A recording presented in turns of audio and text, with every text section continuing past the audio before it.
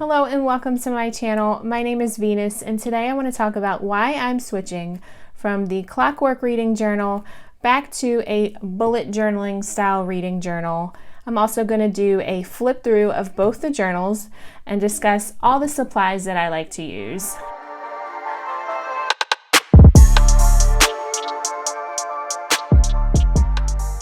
So I used to love watching reading journal videos, especially like in December and January, but I always had questions about what supplies they use.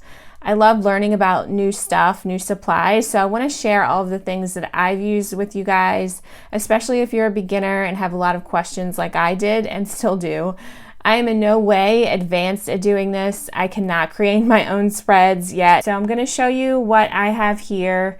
We're going to go through the Clockwork Reading Journal first. I will say again, I did not create these spreads. I'm not quite at that point yet, but I will definitely give credit. Honestly, the main person that I got these reading spread ideas from is remarkably Rachel, and that is, if you're a booktuber, it is Gabby Reads, Gabby's sister Rachel. So I will link her YouTube channel below. So let's get started and take a look at the Clockwork Reading Journal.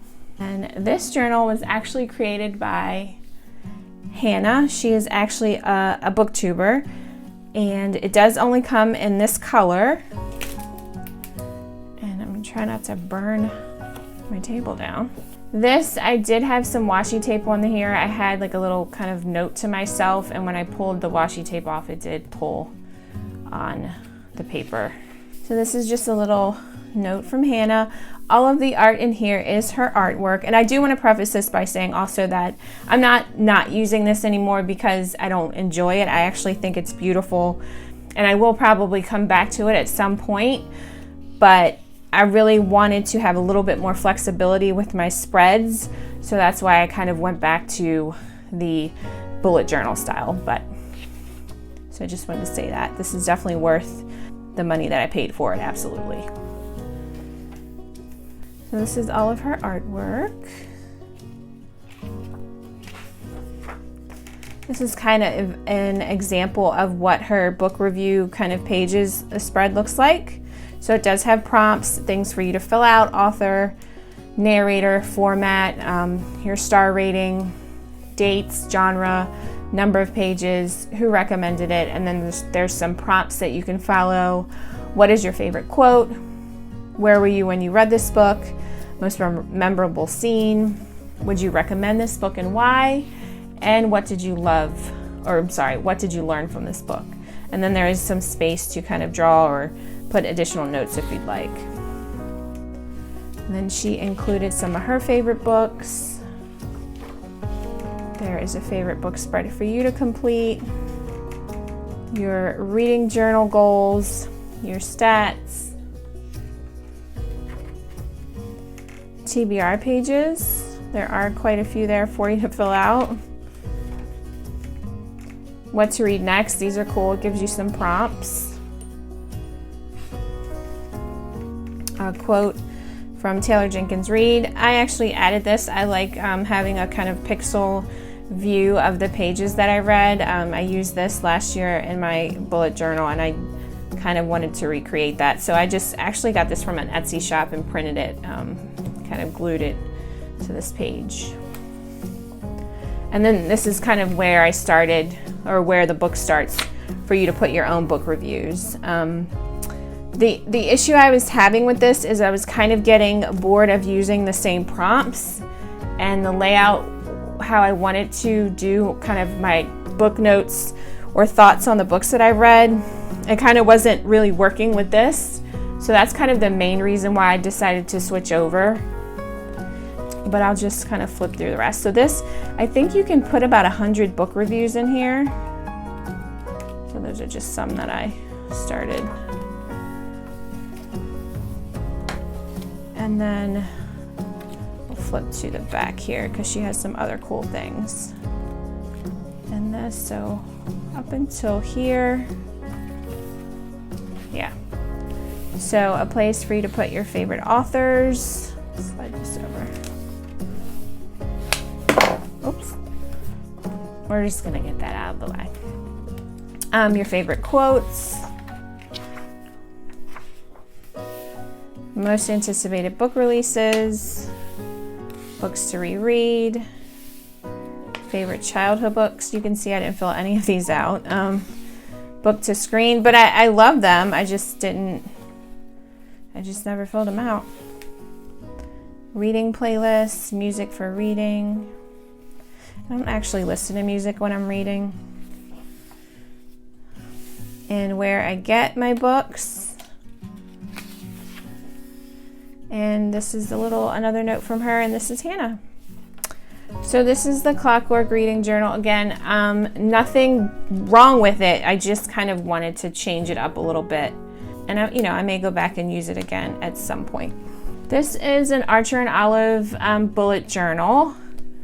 This is one, they have many styles. I actually wanted a solid color, but I bought this at the end of 2020, and this was pretty much the only option I had to choose from. So this is what we're working with. Not really, I'm sorry, there's a dog here on my table. It's so annoying. Not really a fan of flowers too much, but it works, it's cute. So inside, of course, it's blank, but I went ahead and printed some kind of bookish theme things from the internet and just glued it on here. This is kind of the My Name Is page, and I covered it up with some scrap paper. I wrote my own in. So this is the spread that I used in 2021. I can't even remember what I was going to put here, or I might have just messed something up and covered it up. I can't remember. This grid spacing, I remember it took me, which by the way, this is my first book journal last year. This is my very first time ever doing this. And I can't even tell you how long it took me to do this grid spacing. That's the only thing about book journaling, is trying to figure out how to do your spacing so it's even. And this literally drove me absolutely insane. And I ended up not even using it. I don't even think, I can't remember, but it drove me nuts. I think next time I would rather buy something from Etsy, because I could not figure out how to get this done quickly. Oh my gosh. If you guys have any tips on that, please let me know. So this is my books read. It's just, bookshelves, and I like to color it in by the format that I read the book in, physical, audio, ebook, library. As you can see, I do a mix of some a lot of times as well. And I only took it up to 80. I did actually read over 80 books last year, but I stopped filling it out at 47. So my goal this year is to actually complete a reading journal through the end of the year, because you'll see that I did stop using this after a while. I didn't even go past January for this, but I really did like this spread, because I want to be able to look at it and see, each month and what my favorite book was for that specific month, and how many books I read.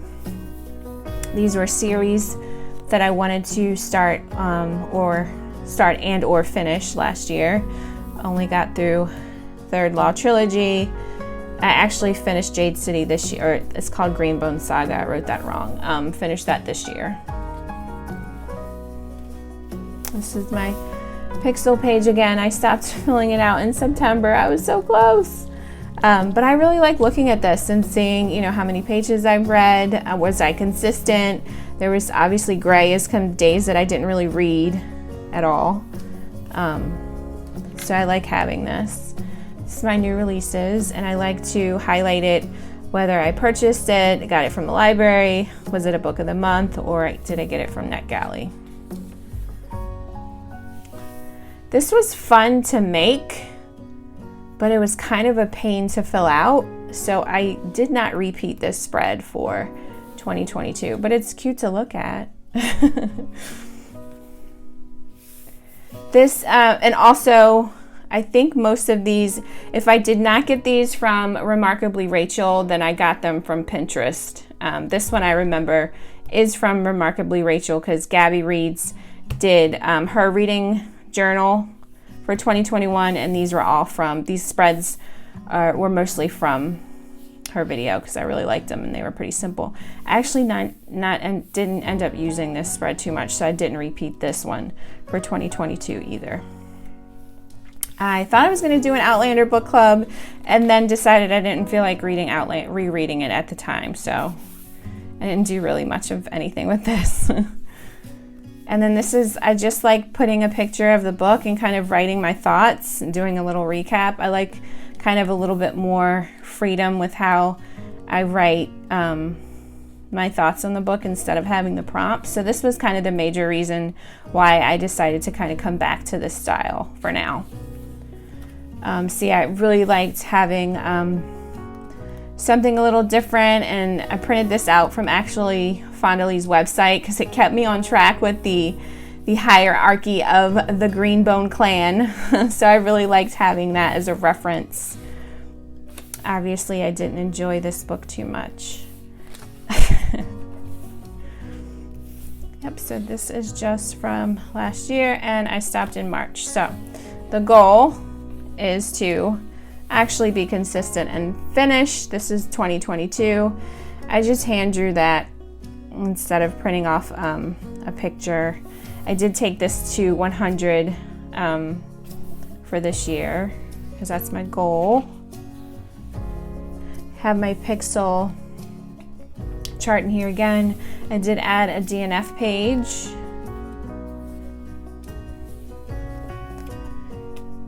On track so far, filling out my favorite book and totals for the month, filling out my new releases. Definitely got some more NetGalley books so far this year, so that's exciting. Kind of switched up how I wanted to do my series spread, so I'm just going to kind of highlight it in when I finish. This is this is kind of more geared toward my booktube channel, but it kind of gives me a place to kind of jot down my growth. Content planner for booktube. Again, got this from Gabby Reed's sister. Gabby from Gabby Reed's sister, her booktube channel. It's neat because you have it all laid out, so if you think of an idea of really what you want to do, you can kind of stick it in that month's spot. Some reading goals, YouTube video ideas. This is, I did a video about my 22 of 2022 from my physical TBR that I want to make sure that I read. And as I read it, I just kind of highlight it, put my star rating and the date that I completed it. So far I've got 3 of them read, so I'm a little behind. And then back to how I like to kind of jot my notes down. As you can see with lettering, if I don't do it in pencil first, I will misspell a word very easily. And that would drive me crazy normally. But it's too big of a word to try to white out because I don't really like the way white out looks in here. So we're just going to deal with that. And would you believe that I did it again on the next page? So note to self, write it out in pencil first. So yeah, that's it. That's what I've got so far. It's very, very simple. I don't know. I just kind of wanted something a little less, didn't have so many prompts in it, a little less things for me to fill out. So that's why I went back to this style, and I'll show you guys some of the supplies that I use. So I like to use this calligraphy pen. It's by Tombow. I think it's called a Fudenosuke. Hopefully I said that right. This is the hard nib. So that's what that looks like, and let me show you. I'm gonna post it. So you can do the thick downstrokes and the light upstrokes with this pen. It's awesome. So I love this one. And then,